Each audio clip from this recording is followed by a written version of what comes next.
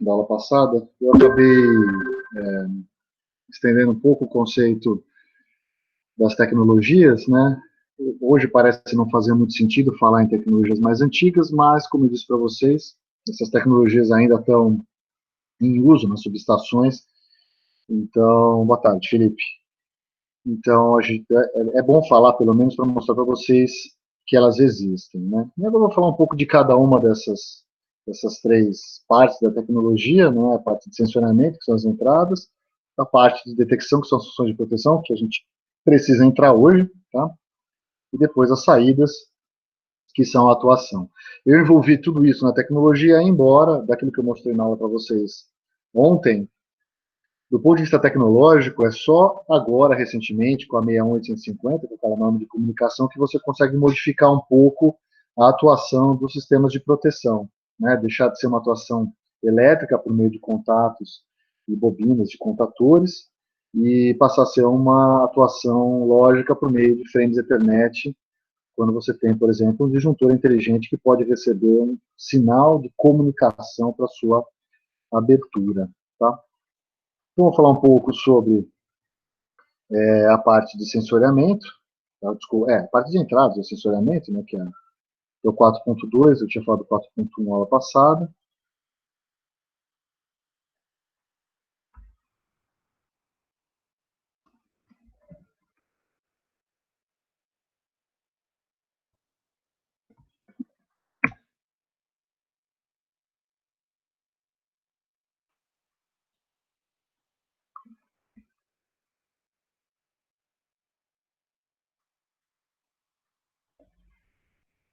Então, quanto às entradas, os dispositivos de proteção normalmente recebem sinais de tensões e ou correntes, né? Mas eventualmente podem receber sinais de potência, de frequência, pressão de óleo, por exemplo, né? E eles são projetados, então, para detectar a normalidade dos sistemas elétricos, utilizando virtualmente qualquer grandeza, porque essa grandeza precisa representar o fenômeno e caracterizar o fenômeno, como eu havia falado na aula passada. Tá? Então, só resumindo isso daí,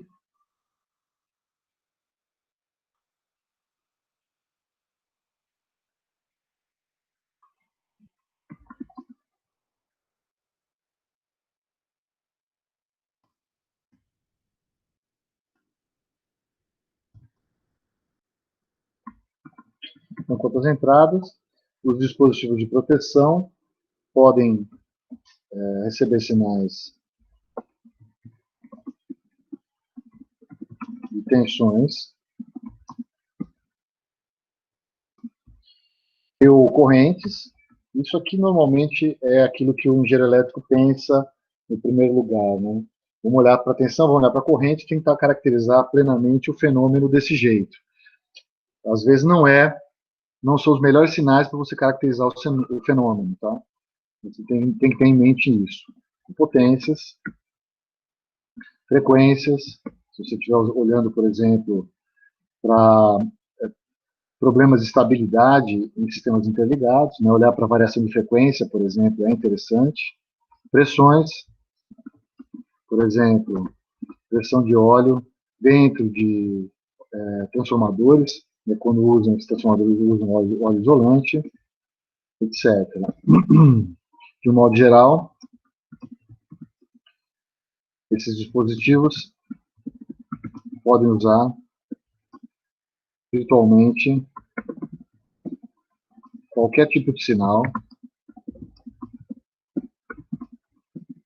que caracterize a normalidade que ele deve detectar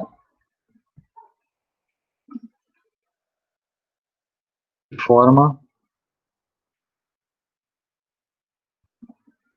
unívoca. Quer dizer, para que eu não tenha falha de segurança, eu preciso detectar adequadamente o fenômeno usando a grandeza ou as grandezas de interesse. Né? Então, essa grandeza deve representar única e exclusivamente, ou a variação dessa grandeza, né? Deve representar de forma única e exclusivamente aquele fenômeno que eu pretendo detectar e, portanto, que eu pretendo eliminar do meu sistema. Por exemplo, se a gente olhar para um sistema radial, a instalação elétrica da sua casa, por exemplo, se eu tiver um curto-circuito ajusante do ponto de instalação do quadro de distribuição, esse curto-circuito produz um aumento significativo da corrente, né? Então, é evidente que olhar para a corrente passa a ser algo interessante, né? Acontece que todos vocês sabem também que, a depender do dispositivo de proteção que você tem instalado no seu quadro, uma sobrecarga natural do sistema, por exemplo, durante a partida de uma geladeira, quando você tem um chuveiro elétrico já ligado, pode produzir o desligamento, sendo que tanto o chuveiro quanto a geladeira estão operando normalmente, né? Então, a corrente caracteriza o fenômeno, mas ainda assim pode produzir alguma falha de segurança, tá? Uma operação indevida. Agora, imagina se vocês utilizassem a tensão para caracterizar um fenômeno de curto-circuito. É possível? É claro que é possível você olhar para a tensão para caracterizar o fenômeno, né? Naturalmente, você não tem fontes ideais conectadas às barras do sistema e, portanto, quando você tem um defeito, você tem uma queda de tensão significativa, principalmente próxima ao ponto do defeito. Então, você poderia olhar para a subtensão, por exemplo, né? Mas a subtensão também aparece na partida de motores, principalmente quando esses motores têm grandes inércias e são partidos de forma direta na rede, né? Então, você pode categorizar indevidamente, ou mesmo quando você tem um desligamento do sistema porque ele não está sendo utilizado. E aí você fala, pô, perdi a tensão, então desliga porque é defeito, né? Então, a tensão nesse caso não seria a melhor forma de se utilizar. Além disso, né, além de você utilizar um sinal que caracteriza a normalidade, na verdade, o que você pode utilizar é um conjunto de sinais que caracterize essa anormalidade, né? Então, além de ser, quer dizer, para caracterizar de forma unívoca, pode ser um sinal ou um conjunto de sinais, né? E aí a função de proteção ela é definida para aferir esse sinal, esse conjunto de sinais, comparar esses valores com valores de operação normal e decidir se vale a pena ou não produzir o desligamento do equipamento que se encontra operando, tá? Atenção, é importante na seguinte circunstância. Isso aqui acontece para fenômenos na primeira zona de proteção, ou zona primária, né? Ou seja, no equipamento que você pretende proteger, tá? Se eu der um exemplo aqui para linha de transmissão, né? Então imagina que eu tenha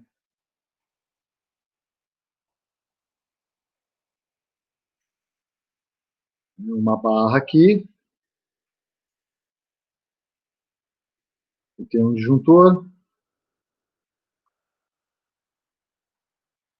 outro disjuntor aqui, uma outra barra, eu tenho um terceiro disjuntor aqui, e o meu sistema continua daqui para frente, tá? Então, eu vou chamar isso aqui de 1, isso aqui de 2, isso aqui de 3, né? E aí eu posso ter, imagina que eu tenha um fenômeno que aconteça, por exemplo, aqui uma falta, que eu vou chamar de falta no ponto 1, vou chamar de F1, ou falta no ponto 2, F2, né?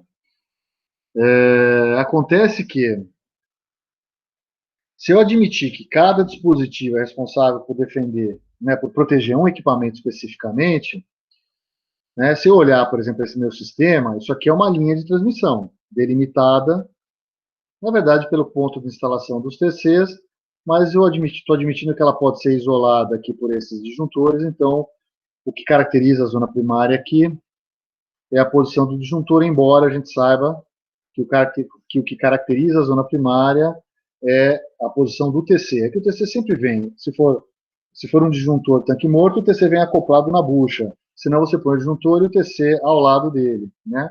Então isso aqui é a zona, que é uma zona X, só para não chamar de zona 1, é uma das zonas de proteção. A outra zona de proteção, né, Ela está daqui para frente. E aí eu não sei se eu tenho uma zona aberta ou uma zona fechada, porque eu não terminei de desenhar, né? Se eu colocar só um relé sobre corrente nesse cara aqui, nesse cara aqui, nesse cara aqui, né? Ou seja, admitir que isso aqui é sobre corrente. Se eu tiver um curto-circuito em F1, apenas o dispositivo instalado em 1 percebe-se sobre corrente se eu admitir que o meu sistema é radial e, portanto, aqui eu tenho uma fonte de tensão. Vou desenhar isso aqui em preto. E a jusante ali da segunda barra eu não tenho mais nada, né? Só tenho aqui uma fonte. E aí o que acontece? Esse elemento 1 aqui percebe que a falta aconteceu porque vai aparecer sobre corrente aqui. Né? Nada, nem o 2 nem o 3 vão perceber qualquer coisa porque o fluxo de potência está nesse sentido aqui. Agora imagina que esse meu sistema aqui seja um sistema interligado, ou seja, do outro lado aqui eu tenho outro gerador. Então, se eu tiver um curto-circuito em F1, eu tenho corrente fluindo por aqui e corrente fluindo por aqui. Então, em F1, quem é que vai perceber que tem defeito se eu utilizar exclusivamente sobrecorrente? Todos eles, né? Então, para que eu consiga caracterizar adequadamente o fenômeno, a sobrecorrente, ou seja, olhar só para a corrente não faz sentido. Eu preciso olhar para a direção dessa corrente, se a corrente está indo para o lado direito ou para o lado esquerdo. Por quê? Porque se a corrente está indo para o lado direito, ela vai provavelmente ativar o relé que aciona o disjuntor 1, porque ele protege a zona X aqui e, eventualmente, ele promove alguma proteção de retaguarda para as zonas subsequentes. Né? Agora, para um curto em F2, quem é que vai perceber, além do relé 1? O relé 3. Só que eu preciso categorizar a zona X perfeitamente, porque se eu tiver um curto-circuito F2, é o 3 que deve atuar corretamente. Né? Senão, claro, se ele falhar na atuação, o 1 deve atuar. Agora, o 2, ele não pode, quer dizer, ele vai perceber o defeito em F1 e F2, porque vai ter corrente circulando da direita para a esquerda, para o F1, e da esquerda para a direita para o F2. Ou seja, se o 2 não tiver direcionalidade, ou seja, se ele não estiver olhando para cá, ele pode atuar para qualquer defeito. Né? Então, olhar, nesse caso aqui, olhar só para a corrente, pode não ser a melhor alternativa para a proteção. Tá bom? Professor, Oi. o que significa ele só olhar para um lado? Como assim? Vamos lá. Quem é que está perguntando, só para saber? É o João. Tudo bom, João. Eu não falei sobre isso direito ainda, tá? Tá. Mas imagina o seguinte, imagina que um curto-circuito ele é majoritariamente indutivo, certo? Então imagina um curto fase A terra, a corrente vira 90 graus em relação à tensão. Se eu medir tensão na barra onde está instalado o disjuntor 1, eu sei que a corrente tem que estar atrasada de 90 graus em relação a essa tensão, você concorda? Tá. Isso para ela acontecer na frente dela, senão vai estar adiantada em relação à tensão. Tudo bem? Uhum. Então, o jeito de olhar o que eu chamo aqui de para frente ou para trás é, por exemplo, olhar qual é a fase da corrente em relação à tensão. Então, não dá para você fazer a proteção seletiva e confiável para esse sistema aqui com as fontes dos dois lados se eu não conseguir saber para onde a corrente está fluindo. Se ela está fluindo da esquerda para a direita ou da direita para a esquerda. Então, olhar para um lado ou olhar para o outro significa descobrir para onde a corrente está fluindo. Tudo bem? Tá. Então, o relé que está acoplado ali no disjuntor 2, ele tem que proteger a zona X. Ele não tem que saber o que acontece para trás dele, que seria a zona do relé 3. Tudo bem? Uhum. Sim. Então, é nesse sentido. Agora, existem várias formas de você dar direcionalidade ou enxergar para um lado ou enxergar para o outro com o relé. Eu não falei sobre isso ainda, mas é um dos tópicos da aula de hoje. Tá bom? Tá, entendi. É uma outra pergunta. Antes do senhor desenhar ali o gerador na direita, o senhor tinha dito que se acontecesse a falta F1, somente o relé 1 ali perceberia esse defeito. Eu não entendi por que o 2 e o 3 não enxergariam isso. Porque, imagina o seguinte, eu tenho uma fonte de tensão, uma pequena resistência aqui, tenho resistência de carga na barra onde está o 2, na resistência de carga aqui para ter uma impedância de carga aqui nessa barra, uma outra impedância de carga nessa barra. Na hora que eu tenho um curto franco, qual é a tensão nesse curto aqui? É zero. É zero. Vai circular a corrente da direita para a esquerda? Entendi. Concorda? Então não vai ter sobrecorrente nem no 2 nem no 3. A sobrecorrente quem vai perceber exclusivamente é o 1. Tá? Isso é uma Tá. característica de sistema radial. Tá? Sistema radial você pode usar tranquilamente sobrecorrente, que é o que tem no quadro da sua casa, porque você não tem como fluir corrente de curto-circuito a não ser da fonte em direção ao defeito. Né? Você não tem mais de uma fonte ali. Agora, isso aí é a maioria dos sistemas de média e baixa tensão. Já em alta tensão é tudo interligado. Né? Então você tem esse fenômeno que eu falei aqui, que é a corrente fluindo de dois lados. Tá. Mas isso quando F é uma falta fase terra ou entre as fases, mas se for tipo um raio? Ah, bom, tudo bem. Um raio, o que vai acontecer? Se um raio incidir na linha, aí você está perguntando um fenômeno físico, é interessante isso. Se o raio incidir na linha, ele pode produzir um arco elétrico no ponto de fixação da linha na torre, tá? E o que significa? Significa que na hora que aparece um arco elétrico ali, corrente de condução flui do condutor para a torre e acaba escoando pelo aterramento da torre. Então você tem corrente de condução ali. É um curto entre a fase que sofreu a incidência do raio e a torre, devido ao arco elétrico produzido pela sobretensão derivada do raio, induzida pelo raio. Tudo bem?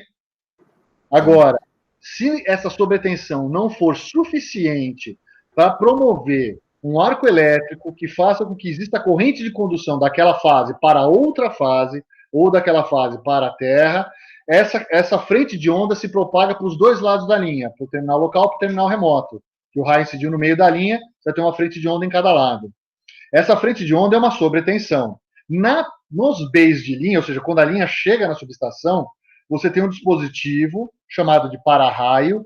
Não é o para-raio que vocês conhecem, que é aquele que você instala em cima do prédio para, caso ocorra uma descarga atmosférica, ela ocorra no elemento, ou seja, que o raio incida no elemento. O para-raio de subestação, embora tenha uma funcionalidade parecida, ele serve para que a máxima tensão de isolação da entrada da linha não seja superada. Então, ele é formado por torres varistores de óxido metálico, que tem uma curva de operação, que é desse jeito aqui, ó. Deixa eu desenhar aqui para você. É uma coisa desse tipo assim. Você tem corrente e tensão e uma curva bastante acentuada, parece uma curva de saturação. Então, vem uma frente de onda e o MOV clampa essa tensão aqui no Vmax. Então, se vier mais energia produzida pelo raio, a corrente é drenada pelo varistor. E aí a tensão não excede a valores que podem promover a abertura de um arco elétrico dentro da subestação. E consequentemente, um curto-circuito envolvendo mais de uma fase, um curto-circuito envolvendo a fase e a Terra. Tudo bem? Tá. Beleza. O raio pode produzir. Eu diria que é um dos fenômenos que mais produz curto-circuito em linha, seguido aí das queimadas, tá? O cara faz uma queimada, a fumaça, o ar aquecido, ele é um pouco menos denso, então, e você consegue ionizar ele mais fácil, e a fumaça reduz a permissividade do meio. Permeabilidade, desculpa. E aí a corrente de deslocamento pode virar corrente de condução. Tá? Então são as duas maiores razões aí de desligamento de linha. Beleza, Vadão. Bom, então eu falei aqui sobre as entradas de sensoriamento e eu vou dar um exemplo aqui que eu gosto de dar para vocês, que é um sensor que a gente desenvolveu aí anos atrás, isso quando eu tinha mais ou menos a idade de vocês, que eu comecei a trabalhar no Eliprot, com o professor Senger, que era o coordenador do grupo. Então, imagina que você tem um fenômeno que acontece na distribuição que eu já mencionei para vocês, que é o rompimento de condutor. Né? Então, imagina que eu tenho aqui dois postes. Né? O poste da eletropaulo, ele tem o neutro solidamente aterrado. Tá? Então, se vocês olharem, se for poste de concreto, se vocês observarem quando tem secundária, o neutro sai do meio do poste, tem um aterramento na base do poste, onde ele é fixado ao solo, eles puxam um fio por dentro do poste, tem um furo na parte de alvenaria do poste, sai um fiozinho dali que é o aterramento do neutro. Então, a secundária é aterrada. A primária, ela ela só tem as 3 fases, né? Aqui eu desenhei uma cruzeta convencional, e aí você tem os fios apoiados aqui em cima, né? Deixa eu fazer de outra cor. Então, os fios energizados aqui, apoiados, seguindo aqui, né, o perfil aqui da cruzeta. Normalmente, você tem 2 de um lado, um do outro. A distância entre os fios aí é 80 centímetros de um lado e 1 metro do outro. Né? Eles vêm aqui por aqui. Isso na cruzeta padrão, tá? Aí você tem a fixação, aí você pode ter um rompimento de um condutor para o solo, né? Aí fica uma parte aqui pendurada no poste que nem atinge o solo, né? Se você tiver um solo com uma resistividade elevada, né, um ROE elevado, a corrente que vem aqui pelo condutor, ela é muito pequena, próxima de zero aqui, né? Acontece que isso aqui acaba não sensibilizando qualquer função de sobrecorrente, né? E só que se uma pessoa chegar perto e encostar nisso aqui, ela vai ser eletrocutada, tá? Então, a Eletropaulo tem mais ou menos umas 1.000 ocorrências dessas por mês, se eu não me engano. Acho que até mais, viu? Não, peraí. Deve ser umas 3.000 por mês. Porque a Eletropaulo tem 1.500 alimentadores, e a informação que eu tinha alguns anos atrás era que eram 2 ocorrências por alimentador por mês. Né? E isso aqui não produz nenhuma sensibilização de nenhuma função de proteção convencional, porque a corrente é zero. Aí depende um pouco, né? Se a geração tiver do lado de cá, essa corrente pode ser grande, né? Grande. Ela é uma corrente de carga, basicamente. Agora, se a geração tiver do lado de cá, que você não tem a primária encostando no solo, essa corrente aqui vem pela secundária. Se você tiver um transformador aqui alimentado pelas 3 fases, as 2 fases SANS alimentam essa corrente aqui pelo transformador. Mas como você tem a reatância série do transformador, essa corrente fica muito pequena aqui. Então, a depender da posição do rompimento, né, se o cabo toca o solo do lado da geração ou do lado da carga, a corrente pode ser maior ou menor. Mas ainda assim não é suficiente para sensibilizar. Então, mais ou menos aí mais ou menos a metade da década de 90, o Sérgio teve uma ideia. Eu participei da digitalização do primeiro sensor que ele fez. Ele inventou um sensor, você põe embaixo da primária, né? Aí você faz era uma caixinha que ficava presa ao poste, alimentada pela secundária, então uma caixinha com alimentação, e você colocava uma distância de mais ou menos aí talvez uns 1,5 metro, 2 metros aí de distância. E aí você fazia o seguinte, você alimentava ela pela secundária, e ela tinha uma antena aqui em cima, vou desenhar em amarelinho aqui, que era uma chapa de cobre, que ficava até dentro da caixinha, porque a gente só estava fazendo acoplamento por corrente de deslocamento, e aí você tem um efeito capacitivo das 3 fases, né? Um pouquinho desequilibrado, mas não tanto. Se você colocar essa caixinha mais ou menos no meio das 3 fases, você equilibra. O que você fazia aqui? Você ligava na secundária e ligava por um capacitor aqui na secundária. Então você pegava a fase neutra, na verdade, isso aqui era fase e neutro, 127 volts.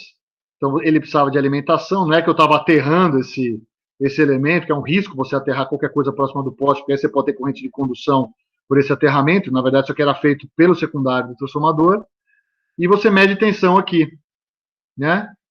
Na verdade, não era fase neutro, na verdade era, desculpa, aqui está errado o que eu escrevi. Isso aqui é o centro estrela dessa ligação aqui, que eu acoplava um neutro, podia ser por um resistor ou por um capacitor, tanto faz isso aqui. E eu media essa tensão, não é 127 volts, a tensão era medida. O neutro vinha da secundária.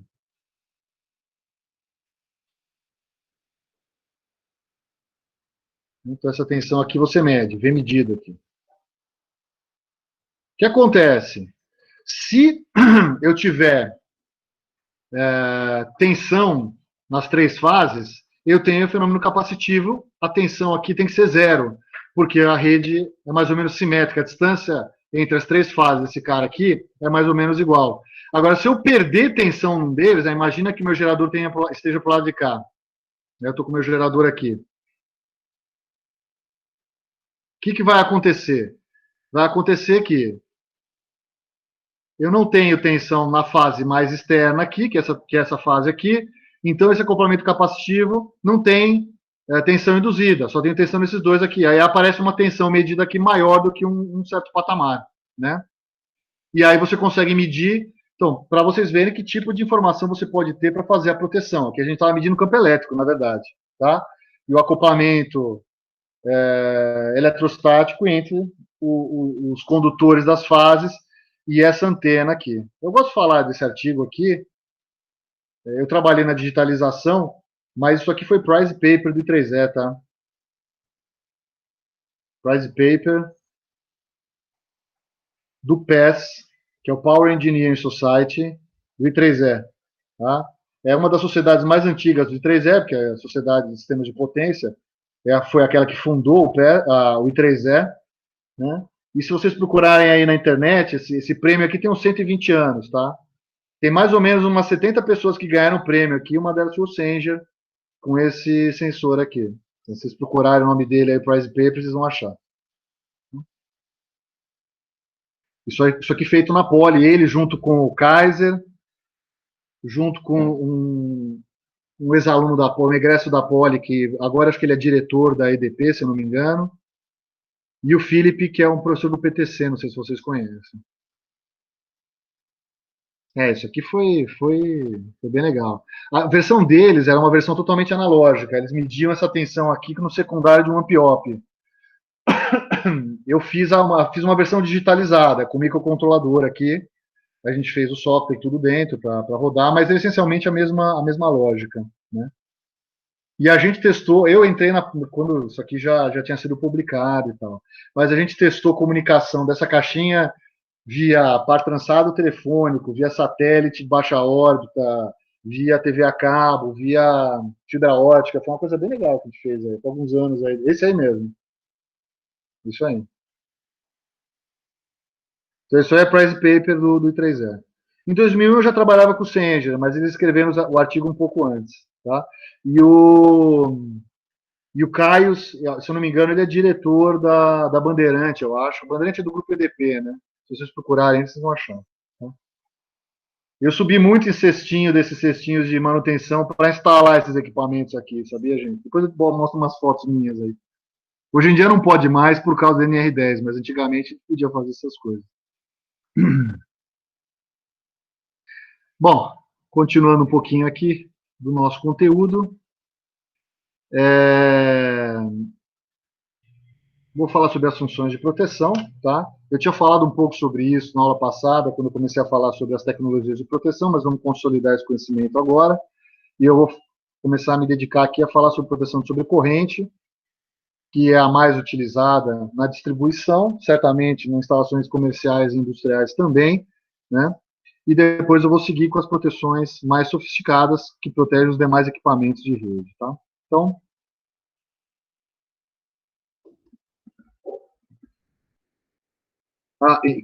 essas funções de proteção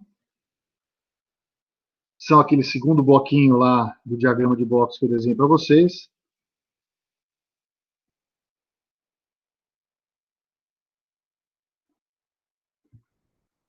Tem gente que fala que a detecção ou as funções de proteção são a performance characteristic. Isso aqui é função de proteção. Protection function funciona também. Isso aí, performance characteristic é o que se vê mais em livro americano. Então, ela consiste na inteligência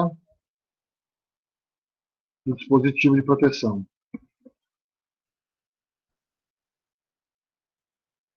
É por isso que eu falo que quando se fala em disjuntor de baixa tensão, se confunde um pouco a questão da detecção e a questão da eliminação do arco elétrico, né? Porque o disjuntor, na verdade, ele internamente tem um elemento inteligente, que é o par bimetálico, que percebe a sobrecarga, e um elemento inteligente, que é aquele êmbolo, que é, né, aparece o plunger, aquele relé eletromecânico, que detecta o curto-circuito. E, ao mesmo tempo, ele é dotado de uma câmara de extinção de arco, né? Em alta tensão, se você separa, na verdade, em média e alta tensão, você acaba separando essas duas funcionalidades, a funcionalidade de detecção, que é a inteligência do dispositivo, da funcionalidade de eliminação do arco elétrico, né? Então, tipicamente, a detecção ela está relacionada com o fenômeno que se pretende detectar ou isolar, e os tipos são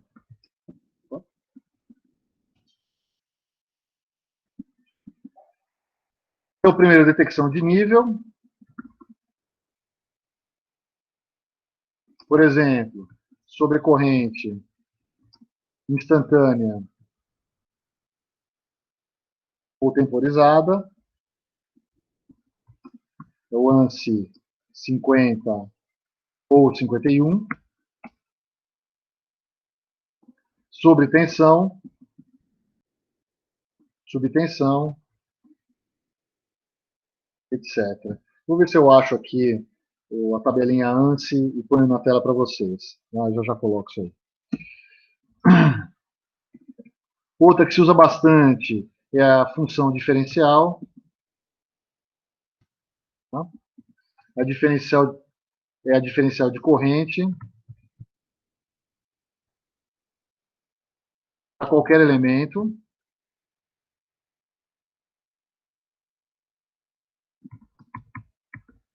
Então, você pode usar a diferencial de corrente para transformador, para linha, para barra, etc. O que você faz aqui é a lei de Kirchhoff das correntes, tá? É a função ANSI 87.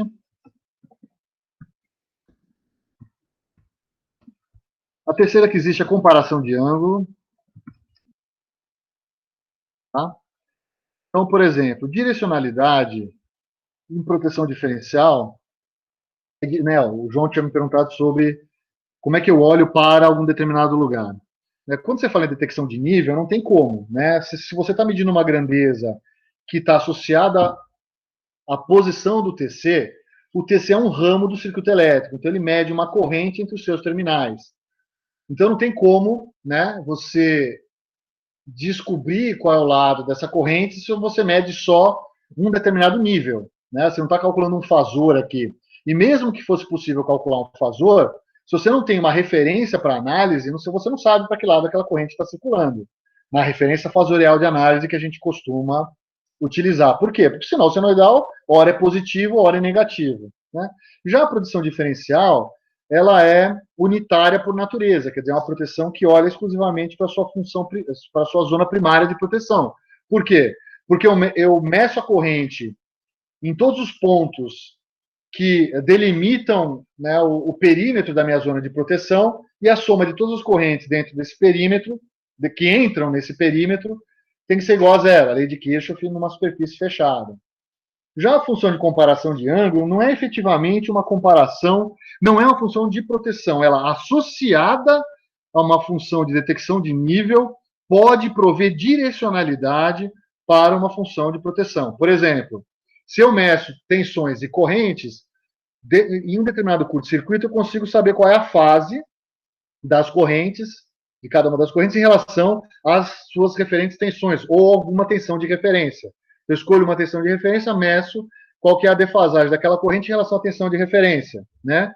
E aí eu consigo determinar se aquele curto-circuito que eu estou observando, decorrente da corrente que eu medi, que excede um valor ao qual eu considero aceitável, se aquela corrente se encontra na minha zona de proteção, né? Então, o ângulo me dá essa direcionalidade, né?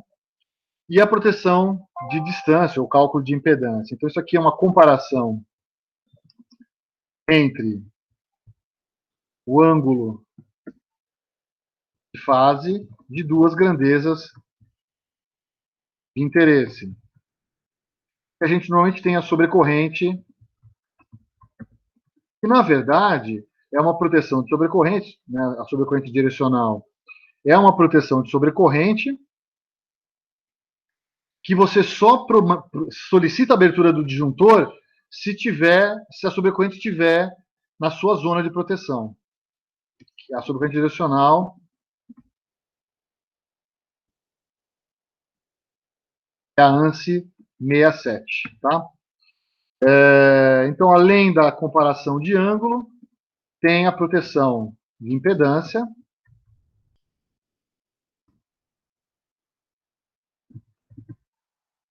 que consiste aqui no cálculo da impedância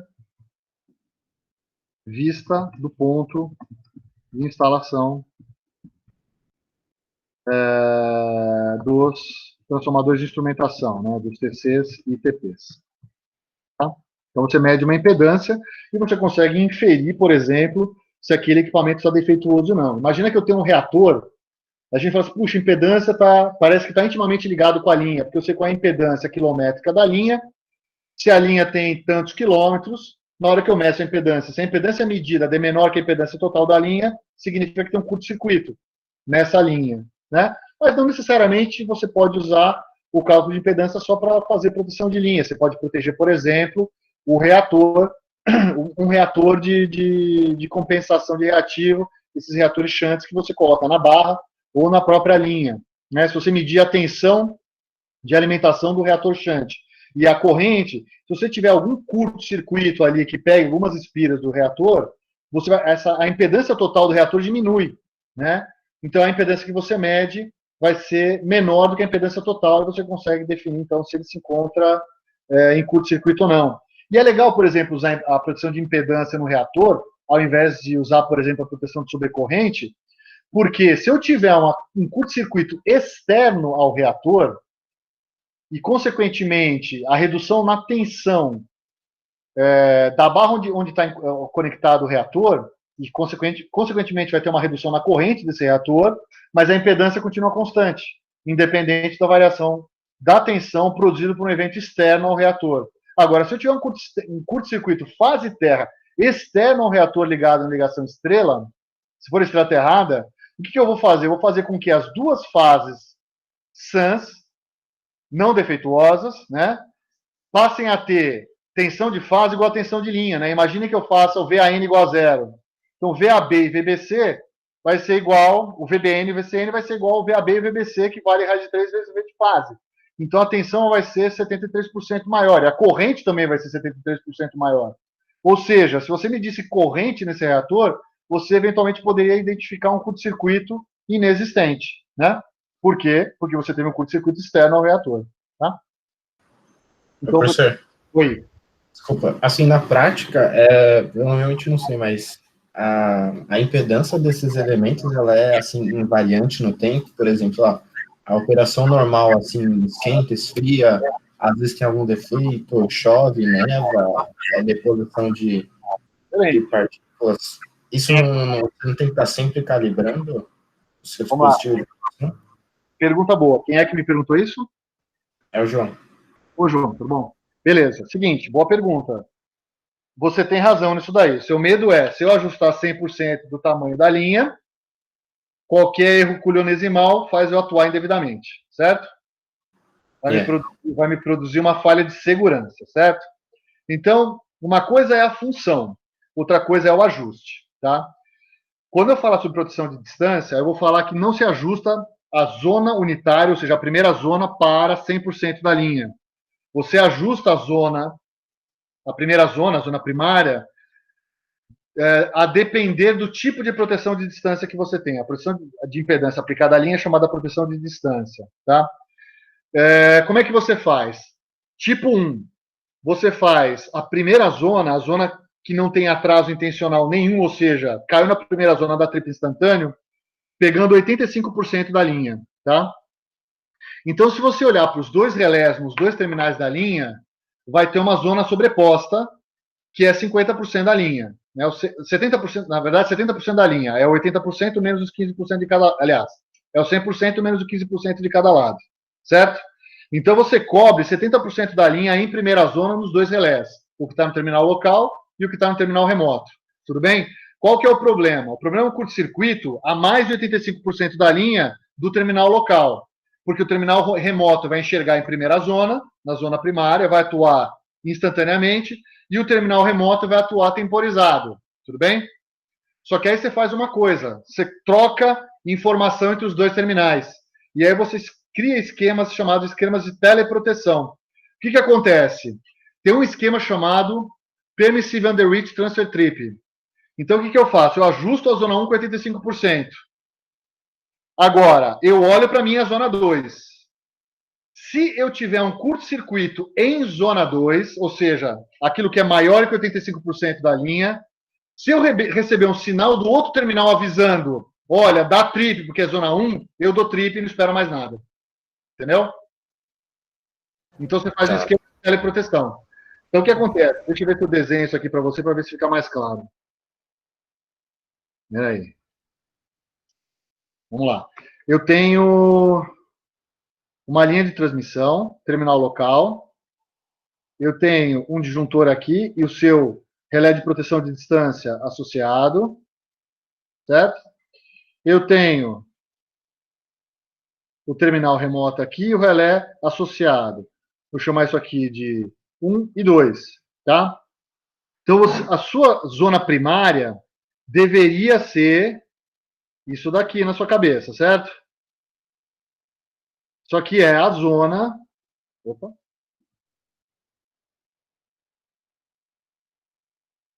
Vou chamar isso aqui de zona da linha de transmissão, tá bom? Só que você está medindo impedância. O que você faz? Você faz a zona desse cara aqui pegar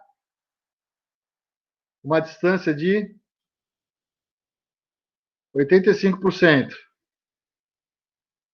E a do outro cara aqui, que eu vou pintar de verde, aliás, pintar de vermelho,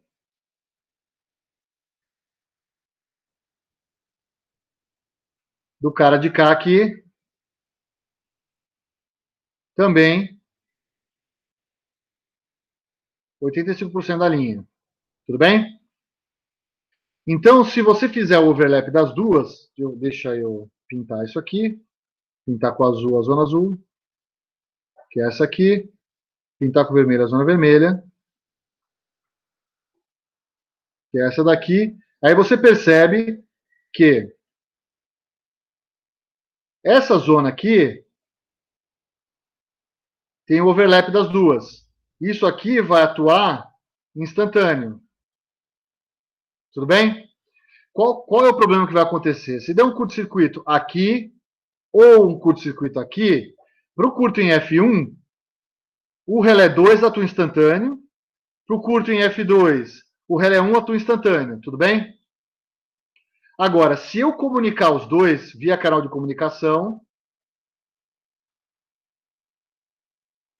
e mandar uma mensagem de transferência de trip, ou seja, eu, relé 1, enxerguei a falta F2. Eu mando um sinal para o relé 2 dizendo, tem falta na minha zona 1.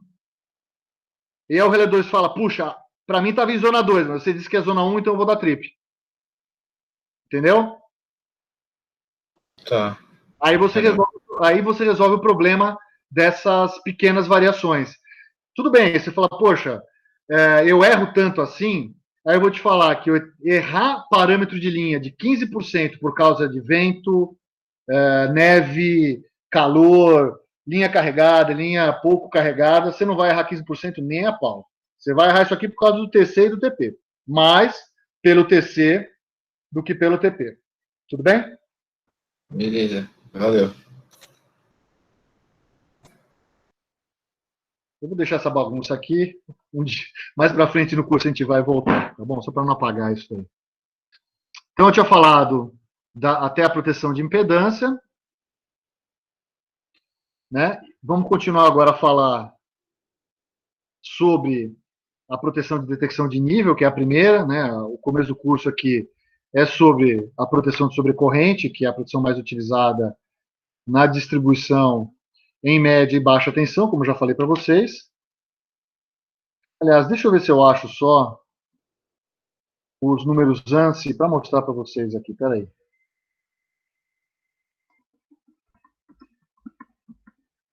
Se eu achar, eu já ponho aqui para vocês alguma imagem. Deixa eu ver aqui.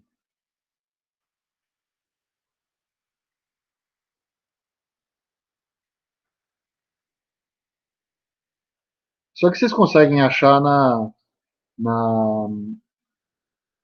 Scholar do Google. Se vocês conseguirem baixar isso aqui imediatamente, vocês vão achar em algum site de fabricante.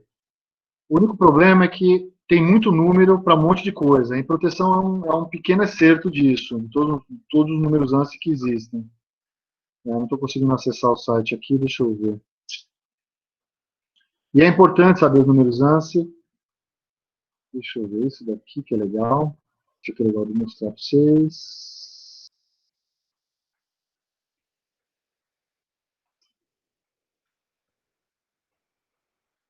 Ah, tá aqui.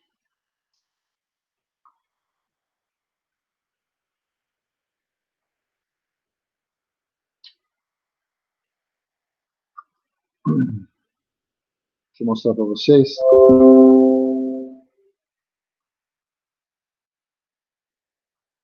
Então, vocês devem estar vendo aí uma telinha aí que eu peguei desse site control.com. E aqui tem os números ANSI, tem número para equipamento e número para função, tá? Então, vamos aqui, ó, por exemplo, overspeed, underspeed, a velocidade do motor, do gerador, função de distância, função 21, função de sobrecorrente instantânea 50. Se você for medir a função de sobrecorrente no condutor de aterramento é 50G. Tem essa função ARC aqui, mas não sei se é ANSI não, tá? É a primeira vez que eu vejo. Existe função de sobrecorrente instantânea para arco elétrico, especialmente em painel de baixa tensão, porque o arco elétrico é muito perigoso nesses painéis. Mas com o nome ARC assim, não sei se é ANSI não. Eu preciso dar uma reciclada, mas não tenho certeza. 51 é a temporizada. Aqui, 67, sobrecorrente direcional. A 87 aqui, diferencial. Tá? Então, todas as funções estão aqui. Isso aqui não são todas, tá bom? É uma parte delas. E eu acho que eu deixei, provavelmente, algum link no e-disciplinas. Se vocês não acharem, me avisem aí que eu procuro. Eu tinha uma tabelinha legal disso aí, eu posso deixar para vocês lá. Tá bom? Bom, então voltando aqui a falar das funções de detecção de nível. Né?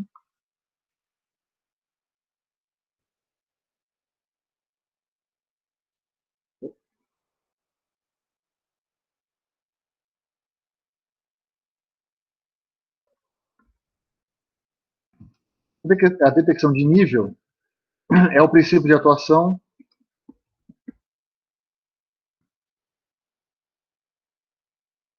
mais simples. A função atua quando a grandeza observada ultrapassa o valor prefixado. Se for uma função do tipo sobre,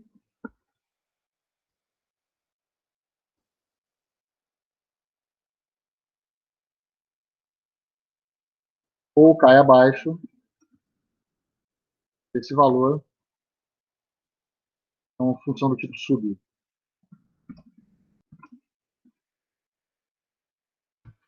Então, você tem os dois tipos, né? Subtensão, sobretensão, sobrecorrente. Subcorrente não existe, tá, gente? Normalmente é falta de alimentação. Você percebe que não tem corrente circulando por ali, tá?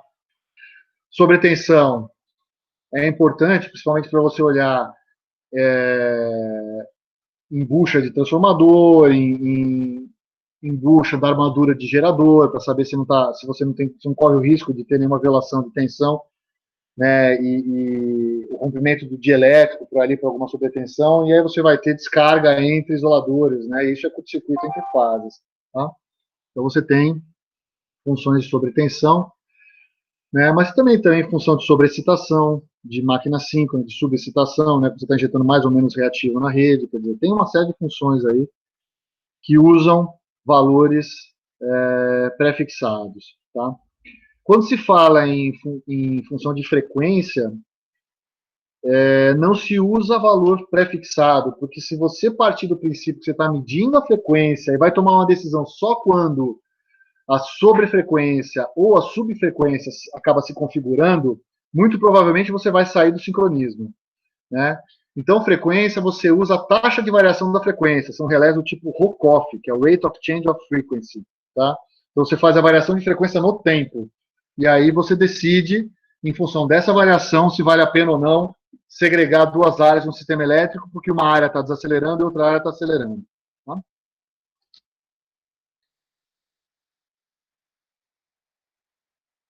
Vamos falar da função de sobrecorrente.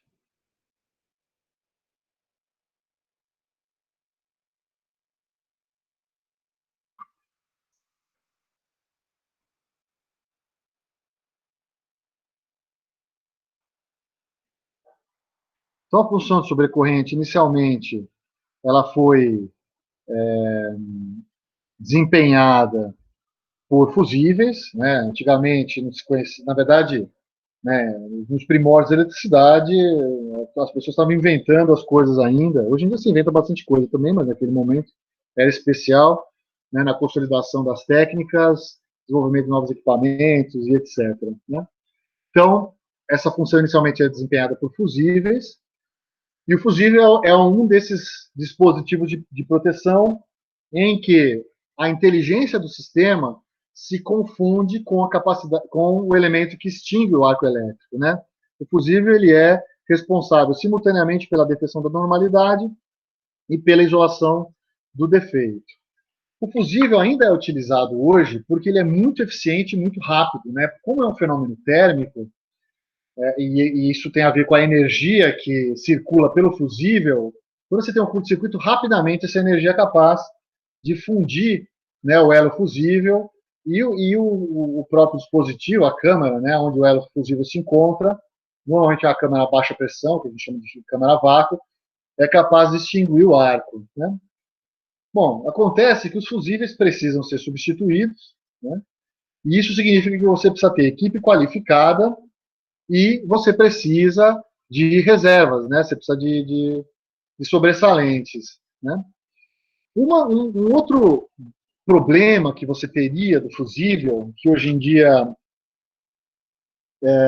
ele é levado em consideração, mas talvez não tanto como já foi levado em consideração, é que a abertura monopolar, né? Quando você dá um curto-circuito no sistema elétrico, nada te impede de fazer uma abertura monopolar na fase defeituosa. Tá? Aliás, é muito melhor, do ponto de vista de estabilidade do sistema, produzir uma abertura monopolar, porque você só perde um terço da potência que você transmitia por aquele corredor trifásico. Né? Você elimina aquele defeito, você faz a abertura monopolar. Bom, acontece que a abertura monopolar, a depender do curto-circuito, né, dos tevenãs que existem nos terminais do sistema, no ponto onde o equipamento está sendo isolado, ou a fase do equipamento está sendo isolado. Durante a abertura monopolar, você pode produzir sobretensão nas fases SANS. Né? Isso pode acontecer. E sobretensão em fase SAN pode produzir, como efeito colateral, a abertura de um arco entre duas fases SANS. Então, uma preocupação quando se faz a abertura monopolar é que a abertura monopolar não produza um curto-circuito bifásico nas fases que não estavam envolvidas no defeito e, portanto, um desligamento trifásico do sistema com possíveis danos às fases SANS. Tá? Então, o fusível não tem como resolver esse problema, a abertura dele é monopolar e ponto. Tá? Mas ainda ele é utilizado em ambiente industrial. Ele é o último elemento que protege motores, por exemplo, e aí você coordena o disjuntor do quadro com o fusível, e é mais fácil coordenar disjuntor e fusível do que disjuntor e disjuntor, porque o fusível é mais rápido, e aí você consegue fazer a coordenação temporal sem muito problema. Tá? Você usa também na distribuição, então os fusíveis são usados, né, a distribuição você tem a barra da subestação no nível de tensão de média, aqui em São Paulo é 13,8 kV, e aí você tem um tronco principal que é protegido pelo disjuntor instalado na subestação. Ao longo desse tronco você tem derivações, né, são os ramais laterais, que o pessoal chama, ou derivações. Essas derivações são protegidas por fusíveis. Esses fusíveis são coordenados com o disjuntor. Quando a rede de distribuição fica muito grande, muito extensa, fica praticamente impossível coordenar adequadamente os fusíveis que ficam nos últimos ramais com o disjuntor que fica na subestação, até porque as correntes de defeito para ramais muito distantes são pequenas. E aí o disjuntor, eventualmente, né, o elemento de proteção, né, o IED que está ali instalado, não tem capacidade de discernir a operação normal da operação defeituosa. Para essas redes, o que se faz é seccionar o tronco, instalar um equipamento de distribuição chamado religadora.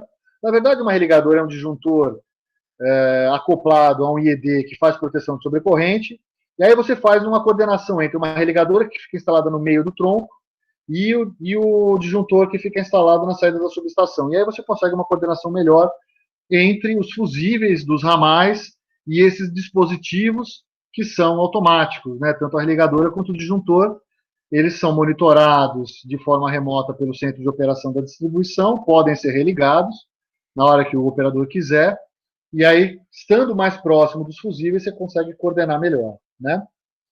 Então, para minimizar esse fenômeno do fusível, o que se fez foi desenvolver um elemento capaz de descobrir que há sobrecorrente e atuar sobre um disjuntor que é capaz de eliminar o arco elétrico. Os primeiros elementos de proteção foram aqueles relés de disco e de copo que eu mostrei para vocês na aula passada.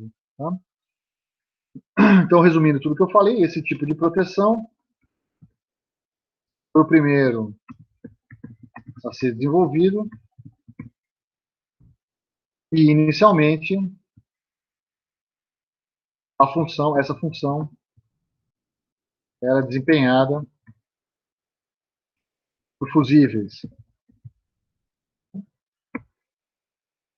onde a inteligência se confunde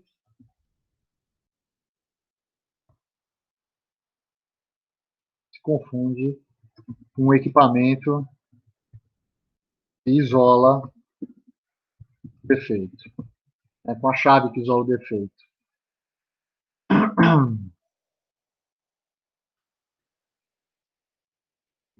O fusível apresenta o tempo de atuação inversamente proporcional à magnitude da corrente.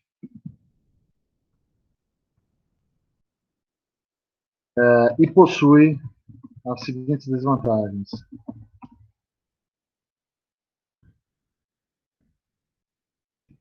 A primeira delas é a necessidade de substituição.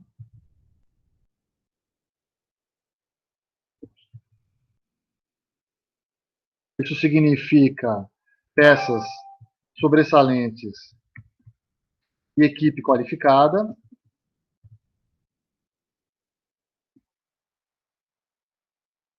E abertura monopolar.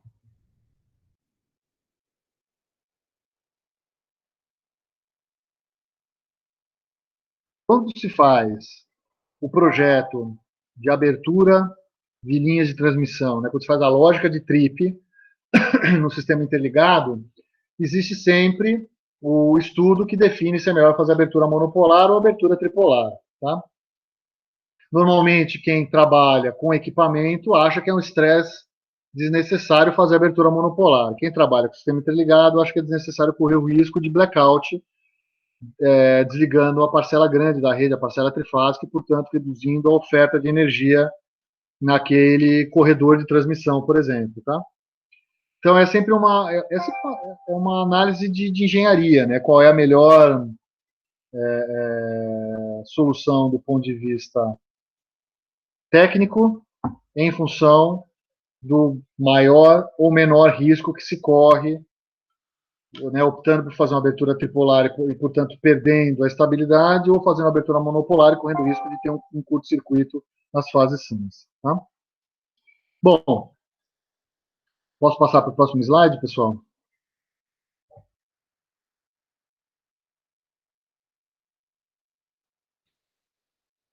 Então, para minimizar esse problema,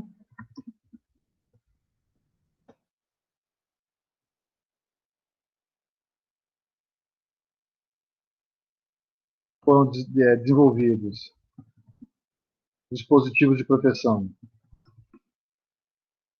independentes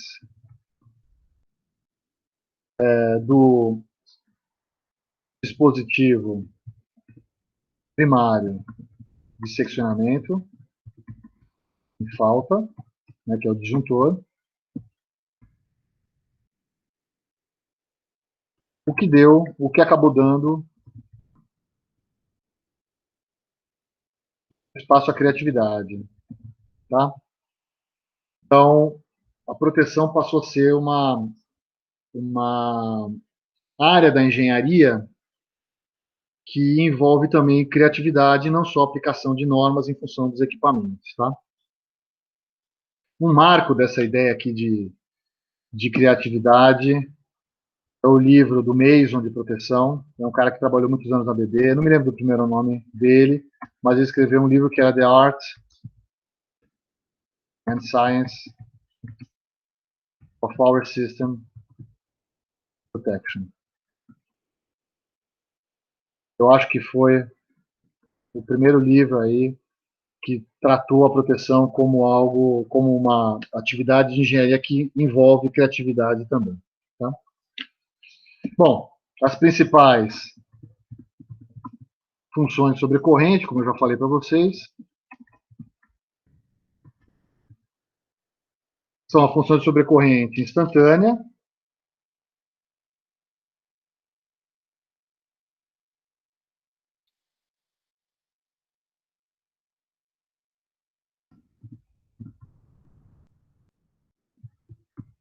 ANSI 50, sem atraso intencional, apenas ele decorrente do processo de percepção do defeito e do comando de abertura para o disjuntor. Tá? São atrasos inerentes, quer dizer, a função ela não vai ter tempo zero de atuação. Imagina que você implemente a função de sobrecorrente utilizando um algoritmo baseado na transformada discreta de Fourier. O que eu diria que é uma bobagem tremenda fazer desse jeito. Você fala, poxa, mas o algoritmo da transformada discreta de Fourier me dá o módulo da corrente, então eu posso usar ele imediatamente e comparar o módulo da corrente medida com o meu threshold e definir se eu dou curto ou não. Bom, acontece que o cálculo usando a transformada discreta de Fourier pressupõe que você tem um ciclo do sinal, né?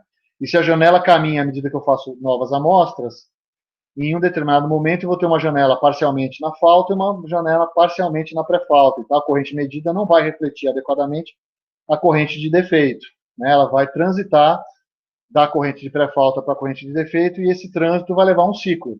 Obviamente, se o curto-circuito for muito elevado, durante o trânsito, mesmo sem ter completado um ciclo inteiro dentro da falta, provavelmente eu já vou ter superado o valor de threshold da sobrecorrente. E aí eu posso mandar um comando de abertura.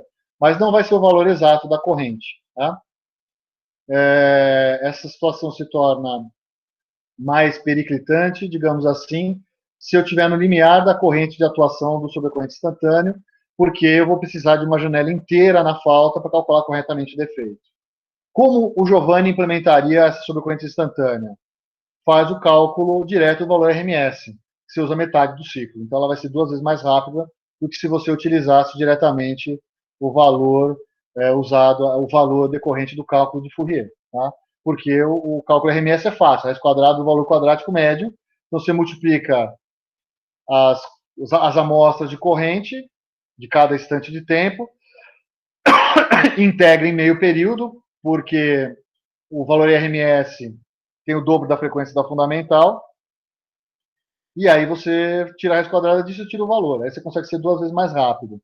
Não significa que você não vai ser lento, porque você ainda vai esperar 8 milissegundos para dar o trip, mas não vai ser instantâneo. Tudo bem? Bom, a outra sobrecorrente que existe é a sobrecorrente temporizada, e aí você classifica essa função com base na curva característica de tempo versus corrente que ela respeita, tá? Então, a função de sobre corrente temporizada, que é a ANSI 51, ela pode ser classificada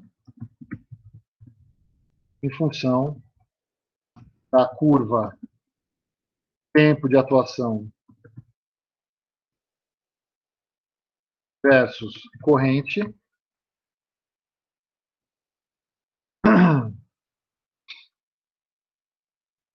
Eu já vi ser dada, que pode ser dada como uma equação matemática prevista em norma. Eu tenho a norma do I3E, ANSI 3E, ou IEC, que é a norma internacional, ou por meio de uma equação que descreve o comportamento do disco em indução. Quando você olha para os procedimentos de rede, né, do NS e observa quais são os requisitos para você proteger o equipamento e as funções de proteção que você deve utilizar, o ONS não te diz como é que você deve configurar essas funções. Então, a escolha da curva fica a critério do engenheiro. Os ajustes vão depender do cálculo elétrico que ele faz, e isso tem a ver com a corrente de curto-circuito que circula no sistema que ele está protegendo, né? E aí o que aconteceu? Historicamente, as empresas que faziam relé de proteção eletromecânico acabaram incorporando matematicamente o comportamento do disco em funções que são funções patenteadas. Então, você pode comprar um relé de um fabricante e ele fala, olha, a minha função de sobrecorrente atende à norma ANSI, atende à norma IEC e atende a minha equação de sobrecorrente. Você pode, inclusive, usar a equação de sobrecorrente do fabricante. Tá? Normalmente, ninguém faz isso, embora os fabricantes mantenham a oferta desse tipo de configuração da função de sobrecorrente. Tá? Então, são essas duas funções principais que existem.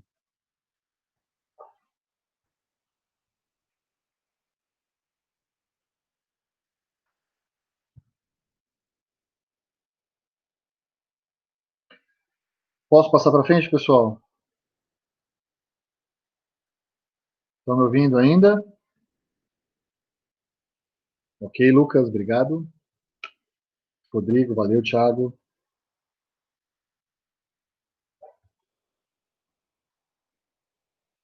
Então,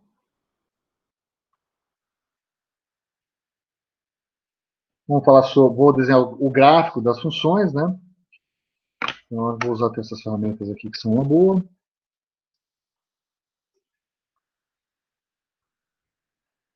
Então, se eu pegar a função de sobrecorrente instantânea, tá? Eu já vou começar a usar uma nomenclatura padrão que se usa aqui, que é o que vocês vão encontrar se um dia vocês forem fazer ajuste de dispositivo de proteção.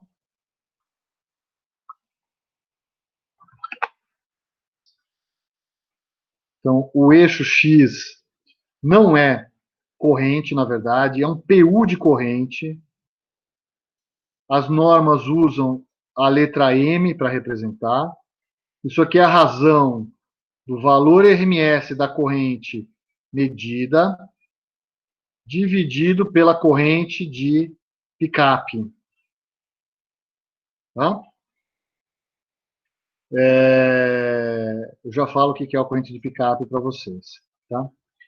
Isso aqui é o tempo de atuação. Tá? Então, ela vai ter um tempo mínimo, que eu vou chamar de TD, que é o tempo de atuação, e esse tempo não é nulo. Tá?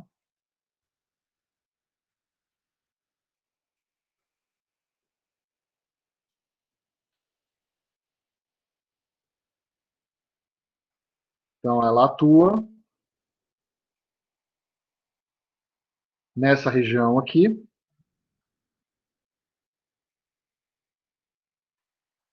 Ou seja, para a corrente maior que a corrente de picape, ela atua, maior ou igual. Nessa região aqui, ela não atua.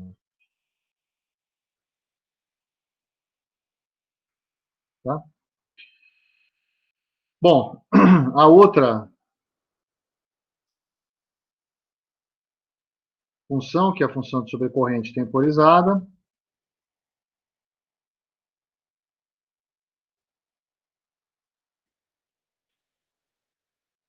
ela é um pouco diferente.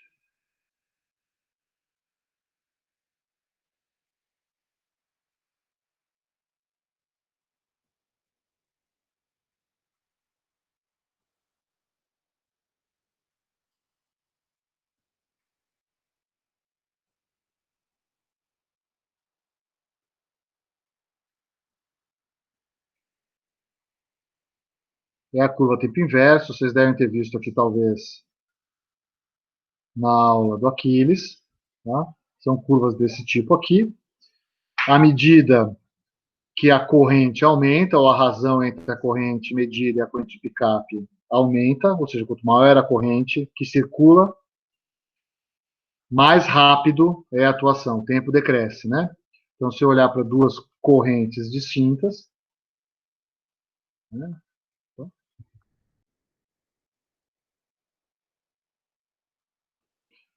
Essa corrente aqui e essa corrente aqui,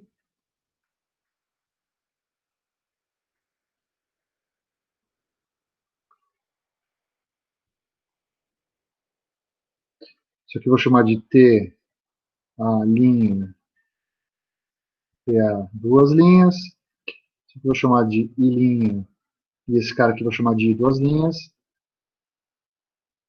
Então, I, duas linhas, é maior que linha, portanto, TA, duas linhas, é menor que TA linha. Tá? Então, essa aqui é a sobrecorrente instantânea.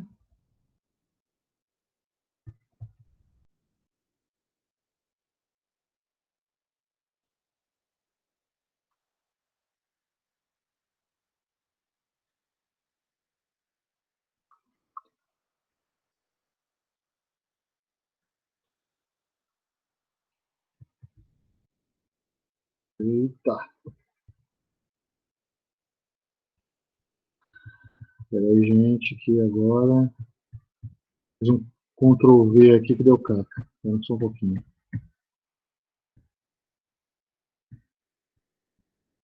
Resolveu.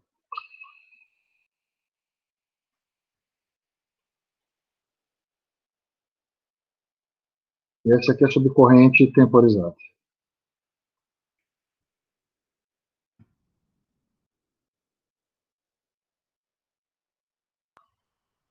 Essa luzinha aqui é legal, mas ela faz umas bobagens desse tipo de vez em quando. Copy-paste dela não funciona legal. A seleção de mais de um elemento também às vezes não funciona. Então ela acaba dando uma bagunçada nas coisas aí. Então é isso. E eu falei o que eu ia falar de corrente de picape. O conceito de corrente de picape, pessoal, ele vem...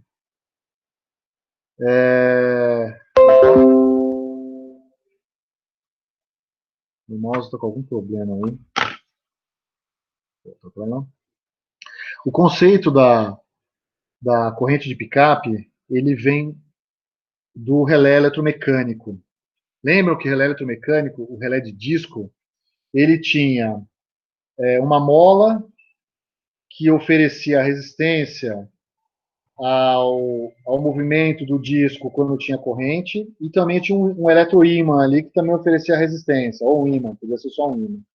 Então, ambos ofereciam resistência ao movimento do disco que era produzido pela corrente, né? Então eu precisava de uma corrente mínima para que esse disco girasse.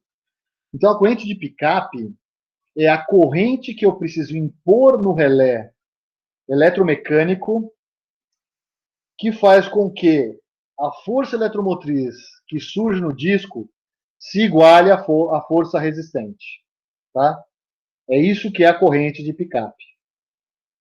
Percebam que existe uma diferença entre o relé atuar e o relé ficar em equilíbrio. Ou seja, se a corrente for igual à corrente de picape, o relé não atua.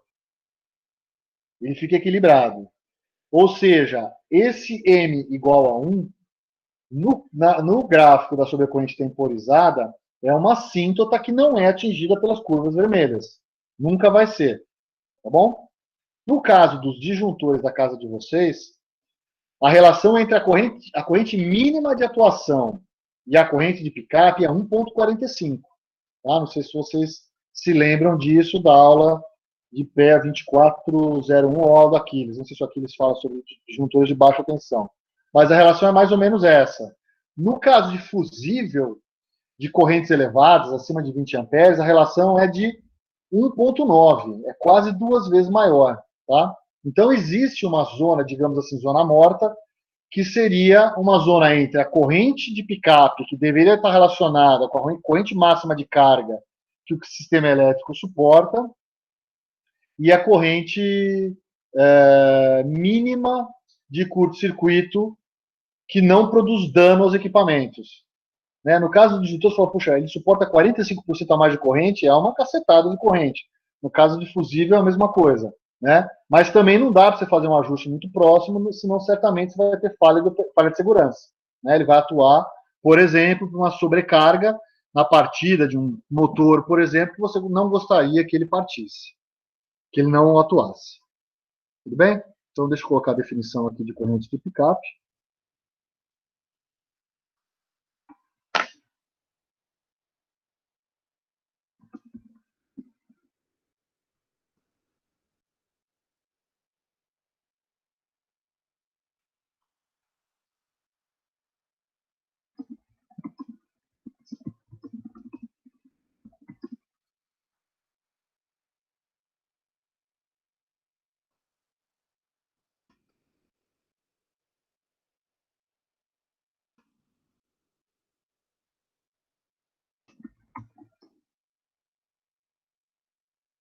Tá?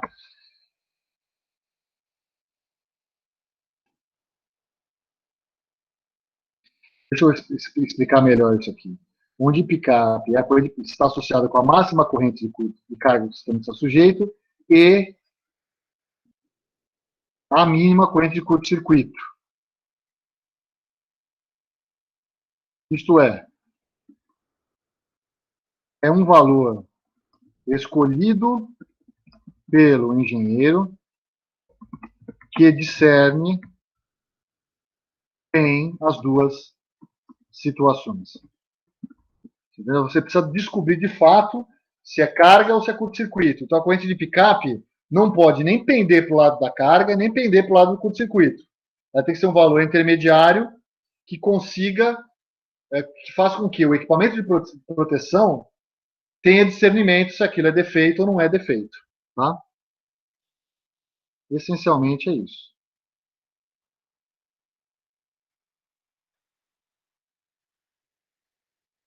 O que mais que eu coloquei aqui? Coloquei TD e o M, né? Bom, o M eu já falei, mas vou colocar os três, vai.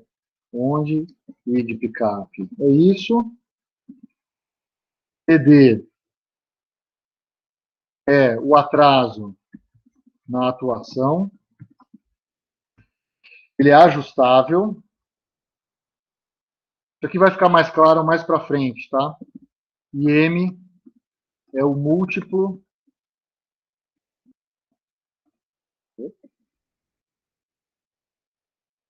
da corrente de picape. Aí você fala, pô, a sobrecorrente instantânea, quer dizer que você vai produzir, vai botar um TD para atrasar?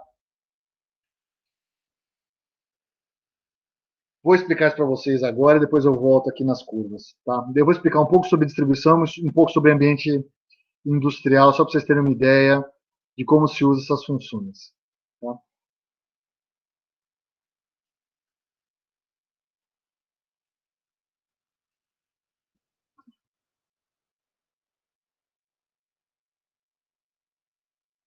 Então, na distribuição, média, tensão. Estou falando aqui concessionárias e distribuição, tá ok? Então, o que você tem tipicamente?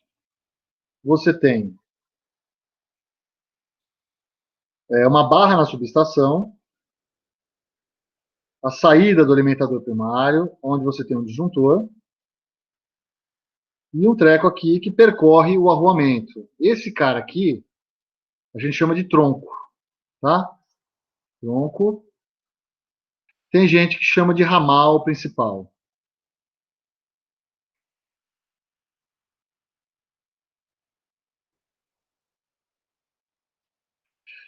Eu já vi main branch em inglês, né, de ramo principal, ou mains, o main no plural, tá?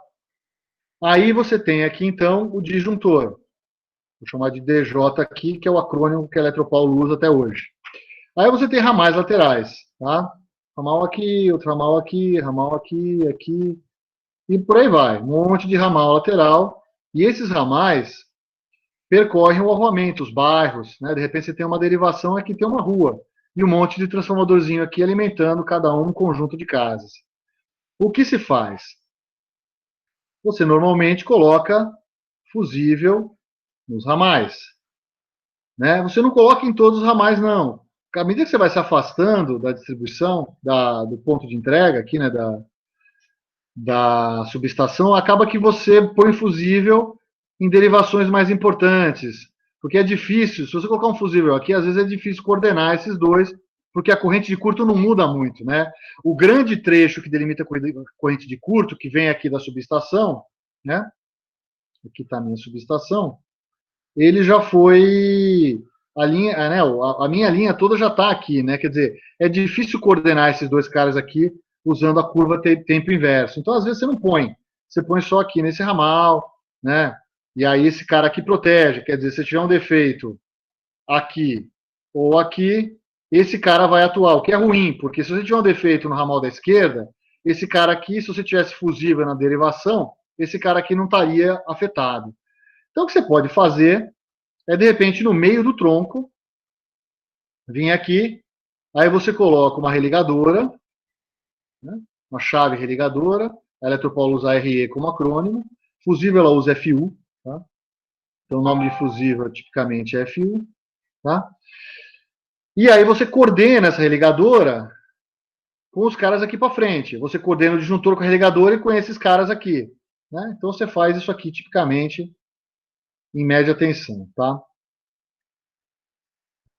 No ambiente industrial, você podia falar, pô, faço a mesma coisa. Claro, né, o problema elétrico é essencialmente o mesmo. Você tem uma distribuição em média, eventualmente você tem CCMs, né, esses centros de motores e tal, que é onde você tem mais de um motor, você tem um barramento. Só que, a depender do que acontece na indústria, né, do equipamento que é feito na indústria, você não pode esperar a atuação temporizada.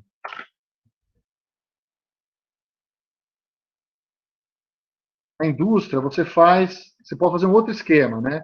Então, na distribuição média tensão, normalmente você faz a coordenação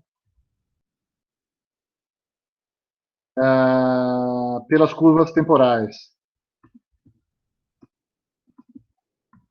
Curva tempo inverso, o pessoal chama. Na indústria, você pode usar a coordenação, o que o pessoal chama de seletividade lógica. Aqui, quem for fazer depois o módulo vermelho do pé, vai fazer esses testes aqui lá no Eliprot, lá no RTDS, vai fazer as simulações lá nos nossos equipamentos.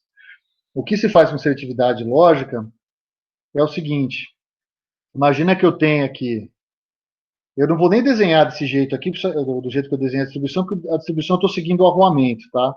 Na indústria eu vou desenhar como se fosse unifilar aqui. Então você tem aqui um unifilar, você tem várias barras, a barra de entrada, uma barra onde você coloca uma parte do processo, uma outra barra você coloca uma outra parte do processo, eventualmente em níveis de tensão distintos, né? Até a última barra aqui. E aí você tem o seu gerador equivalente, né? Vou colocar minha fonte de tensão aqui, ó.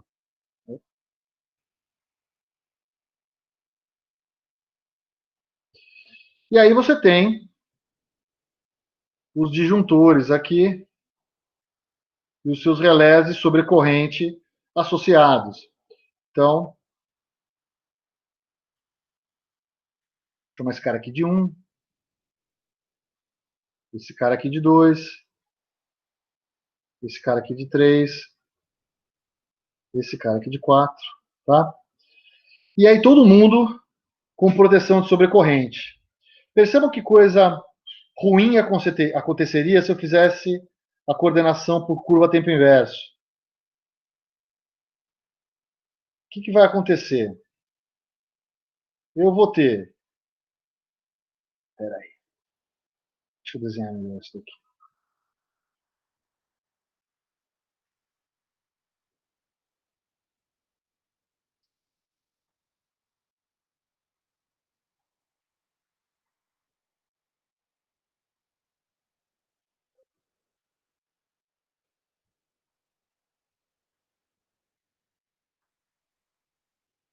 Eu vou ter 4 curvas aqui, né? 1, 2, 3 e 4. Além das impedâncias aqui, né? Esse Z aqui é pequeno, né? Eu vou chamar de Z, vou chamar de Z' pequeno também, Z duas linhas pequeno, que fica difícil fazer essa coordenação, né? O que acontece é que se eu coloco muito desses caras em série, muitos relés em série para fazer a coordenação por tempo inverso, para uma mesma corrente de curto, eu vou ter tempos muito distintos de atuação, né? Imagina que eu tenho uma corrente de curto, aqui, ó. Né? Imagina o que vai acontecer. Quer dizer, para o relé 2, a atuação vai estar aqui, para o relé 3 vai estar aqui, para o relé 4 vai estar aqui, para o relé 1 nem atua. Quer dizer, se eu tiver um curto-circuito que deve acontecer aqui, deve ser em que, na verdade, o relé 1 deve atuar, mas é um curto-circuito que tem resistência de defeito, ele vai levar muito tempo para atuar. E se for uma indústria crítica, né, com processos químicos, por exemplo, você pode colocar em risco a integridade da indústria em si, pode pegar fogo aquilo ali. Então, o que o pessoal faz? O pessoal faz coordenação instantânea. Então, aqui eu tenho, né, na distribuição, eu tenho 51 instalado, e, naturalmente, todos os fusíveis são ANSI 51. Por quê? Porque o fusível ele é um equipamento que responde com uma curva tempo inverso. Aqui não. Aqui implementa a função 50, tudo função 50. Né? Você fala, poxa, mas como é que eu vou coordenar se todo mundo atua? Aí você faz um esquema de comunicação. Né? Como é que funciona isso aqui? É o que o pessoal chama de esquema de seletividade lógica. Né? O relé 4 conversa com o relé 3, o relé 3 conversa com o relé 2, o relé 2 conversa com o relé 1. Então, se eu tiver um curto-circuito ajusante do relé 4, no meu ponto de falta, que eu vou chamar aqui de falta 4, quem é que vai perceber que existe um curto-circuito? Os 4 dispositivos, certo? E aí os 4 dispositivos estão com a função de proteção instantânea. Você fala na sua cabeça, pô, todos eles vão atuar, vai dar um tremendo problema de coordenação. Não. Você usa a função de proteção instantânea, só que você ajusta o TD para um tempo diferente do tempo mínimo que a função permite. Né? Você ajusta para um tempo mínimo. E aí você faz o quê? Você faz um esquema de comunicação que avisa o relé anterior se você enxerga o defeito ou não. Então, o relé 4, ele está enxergando o defeito F4. O que ele faz? Ele manda o sinal de bloqueio para o relé 3, dizendo, olha, fulano, eu sei que a falta está na minha frente, fica quietinho aí que sou eu que vou desligar o meu sistema. Você não faz nada. O 3 percebe o defeito, ele avisa o 2. O 2 percebe o defeito e avisa o 1. Tá? Bom, só que isso acontece instantaneamente. Na hora que tem o defeito, todos os 4 relés percebem o defeito ao mesmo tempo. E todos os 3 relés, do 2 ao 4, avisam o seu anterior. O relé 4 não precisa avisar o relé 1, porque o 2 vai avisar. O relé 3, o relé 4 não precisa avisar o 2, porque o 3 vai avisar. E o 3 não precisa avisar o 1, porque o 2 vai avisar. Tá? Bom, só que o relé 4 pode tentar eliminar o defeito e pode ter uma falha de disjuntor. Então você bloqueia a atuação do 3, mas o bloqueio fica ativo por uma certa quantidade de tempo. Então, por exemplo, você ajusta a função de sobrecorrente instantânea para ter um delay do tempo suficiente para o relé receber a mensagem. Depois, decorrido esse tempo, se ele não receber a mensagem, ele vai dar trip, porque o problema é com ele. Agora, se ele receber uma mensagem de bloqueio, ele começa a contar tempo. Se a sobrecorrente não se extinguir num segundo intervalo de tempo, aí ele dá trip. Bom, aí é a corrida crítica. Por quê? Todos eles percebem o defeito. Se o relé 4 não conseguir extinguir o defeito, depois de um delta T, que é o tempo que eles esperam, que os 3 relés vão esperar para esse cara aqui, aliás, que os 3 relés vão esperar de forma independente para dar trip. Se o curto-circuito não for extinto, ou seja, se a corrente não for para zero, esses 3 relés vão comandar a abertura dos seus respectivos disjuntores. Aí corre o risco de você desligar a instalação toda. Tá? Mas o que você faz? Você faz com que o tempo total de atuação não exceda a soma do tempo de espera da atuação da função de instantânea, que tem um delay programado, mais o tempo máximo de espera quando você descobre que existe uma falha de disjuntor. E é claro, se ocorrer uma falha de disjuntor do disjuntor 1, ele tem que estar coordenado com o disjuntor da concessionária, que é ele que vai ter que atuar, tá bom? Mas você consegue acelerar um pouco. Então, na indústria se faz muito em função da impedância ser pequena, né? Essas impedâncias aqui da distribuição, vou chamar de Z, ele não é tão pequeno assim, né? Ele é maior, esses, né? Se eu comparar esses dois Zs aqui, né? Um é maior que o outro aqui, né? Vou chamar de Z de distribuição e o Z industrial aqui, né? Então, tipicamente, né, o Z da distribuição, ele é maior que o Z industrial, tá? Tipicamente. Tudo bem, pessoal? Dúvidas? Professor, nesse caso da indústria, o tempo de propagação da onda não é muito menor do que no... Propagação do quê? Da comunicação ou do curto-circuito? Do curto. O curto-circuito, tanto na distribuição quanto na indústria, vai acontecer na ordem de microsegundos, né? Por quê? Porque a gente viaja a mais ou menos uns 300 mil quilômetros por segundo, né? Então, vai acontecer em microsegundos, tá? Então, isso não é relevante. O que é relevante na indústria, em termos de seletividade lógica, é a comunicação. Se você fizer comunicação usando contato seco, a comunicação elétrica também vai rodar em microsegundos, né? Se você fizer a comunicação por canal de comunicação, aí você precisa usar um protocolo de comunicação que seja prioritário se você tiver uma rede de comunicação por onde trafegam mais dados, né? E a 61850, a norma da ESC que eu falei na aula passada, ela, o frame Ethernet que é constituído com base nas definições dessa norma, ele é um frame Ethernet do tipo Raw Ethernet, ou frame Ethernet cru. Ele tem prioridade no processamento, ou seja, ele passa na fila do buffer do switch para switches que são classe 3 ou superior. Então, se o switch tiver com o buffer cheio de mensagem de automação, mensagem de supervisão, mensagem de controle, e chega um frame desse tipo aí, o processador simplesmente empurra todo mundo para trás, passa esse frame Ethernet na frente, e você consegue transmitir essas informações com menos de 4 milissegundos de delay. Tá? Isso é um dos critérios de se fazer a proteção usando a 61850, que os sinais de automação da proteção trafeguem em redes por onde circulam mais sinais de outras naturezas e outras procedências, circulem de forma prioritária. Tá? Então, se você garantir essa prioridade, você garante tempos de trânsito dessa mensagem que atendem esses requisitos de automação da proteção, porque a seletividade lógica é um esquema de automação da proteção em si. Tá? É uma proteção automatizada. Beleza. Tá bom? Uhum. Dúvidas aí, pessoal? Bom, eu vou parar a gravação então, vou ficar mais uns minutinhos aqui para quem tiver dúvida, tá? Então a gente volta a se falar aí na sexta-feira.